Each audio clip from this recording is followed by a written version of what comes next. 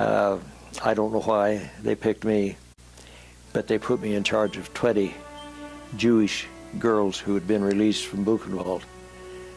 And one of my buddies, they gave him another 20. He was on the other side of town and I was on one side where they had a house. And it was up to me to protect these girls because they were saving them for war crimes trials.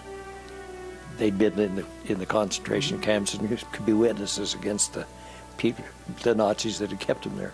So I was supposed to keep the Germans away from them. And they were all Jewish. We had several that had been registered nurses in Buchenwald, and one of the ladies, her husband, she'd been a teacher, and one night they took her and her husband and her little boy and put them on the train. And they put her husband and her little boy on one train and set them one way and set her to Buchenwald, the concentration. The other direction, she never saw him again.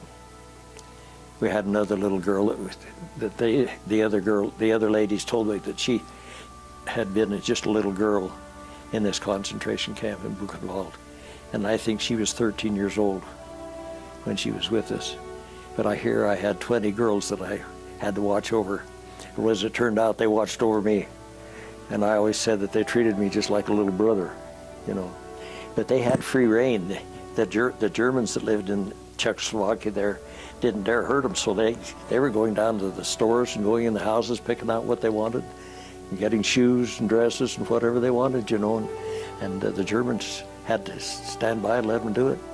So while we were there in Wollern, after these girls left, finally, they had no place to go. So eventually they were hoping to go back to Zion because they didn't want to go back to Poland or wherever they came from before. But anyway, after they left, then I was down in Linz, Austria, guarding the division headquarters again down there, and a couple of these little girls that I'd left up in Czechoslovakia came up to me, and to talk about a small world, you know, here they came down to Linz, Austria, and found me at the headquarters. I was on the outside guarding the doorway to the regimental headquarters, division headquarters, and they were just thrilled to see me, and I was thrilled to see them. January 4th, and we took off. Like I say, I didn't know where I was going. It didn't matter. So we took off, and we went across the field, and there was a house on the edge of the field, and there were guys started firing at us from the upstairs windows of this house, and so we hit the ground, and the ground was covered with snow, colder than the devil.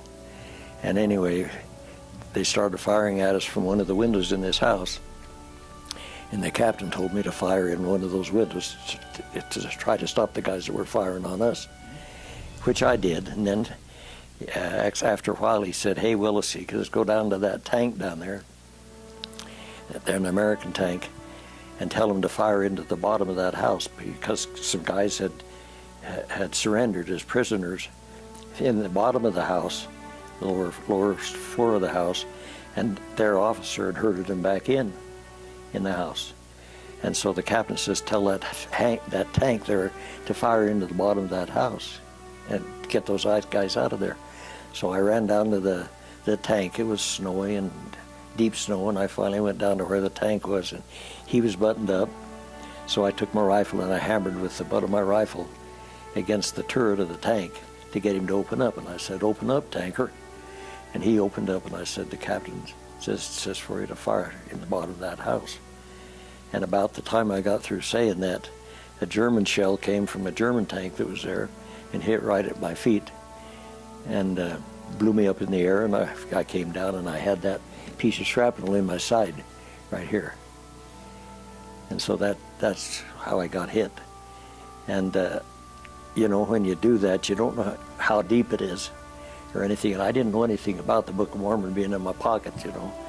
And I was wearing a rabbit fur jacket just like that one over there. That's a German rabbit fur jacket because it was so cold. And I found it somewhere. I can't remember where it was, but that's the one I had later. But when that shrapnel went through my jacket, it took rabbit fur into the wound, and lemonade powder. Because in our rations we had lemonade powder so we could make lemonade, and I had one of those in my pocket. And it went in there, and then it just kind of made a bulge, you know. So I knew I'd been hit, and I walked back up there, and the captain says, okay. He says, go back to the battalion aid station, and he told another guy to go with me to be sure I got back there. So I walked back there, and when I got there, they took some scissors and opened it up and got the shrapnel out and gave it to me. That's what I have there. So then they sent me to a field hospital. Finally, the ambulance came later in the day, and they went in there and opened it up again and cleaned it all out. That's what they call a debridement, and cleaned it out. And then they sent me to the 95th General Hospital in Bar-le-Duc, France I was there about 5 weeks.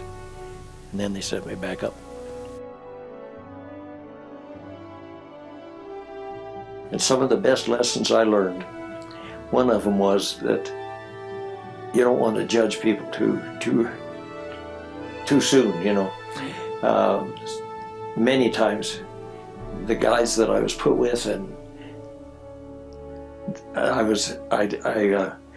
didn't like them at first, and I thought they had traits or characteristics that I didn't like. They became my best friends, you know.